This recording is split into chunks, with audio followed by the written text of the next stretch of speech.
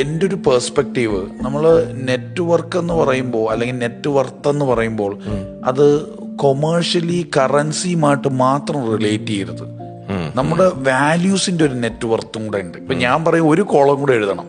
നിങ്ങൾ പേരും ശമ്പളവും എഴുതിയ അതേ പേപ്പറിൽ ഒരു കോളം കൂടെ എഴുതണം.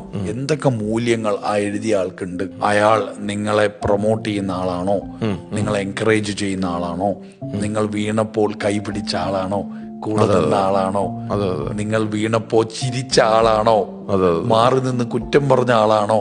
ചിലപ്പോ അങ്ങനെ പറഞ്ഞ ഒരാൾക്ക് ഒരുപാട് ശമ്പളം ഉണ്ടാവും. നമ്മൾ മനസ്സിലാക്കേണ്ടത് നെറ്റ് വർത്ത് എന്ന് പറയുമ്പോൾ അത് കറൻസിയുമായിട്ട് മാത്രമല്ല, മൂല്യബോധമുള്ള എത്ര നെറ്റ്വർക്കിലേക്ക് നമുക്ക് ഇറങ്ങിത്തിരിക്കാമെന്നുള്ളത് വളരെ ഇമ്പോർട്ടൻ്റ് ആണ്. അപ്പൊ എന്ത് മൂല്യങ്ങൾ എനിക്ക് കൊടുക്കാം, ആ മനുഷ്യനിൽ നിന്ന് എന്ത് മൂല്യങ്ങൾ എനിക്ക് നേടാം.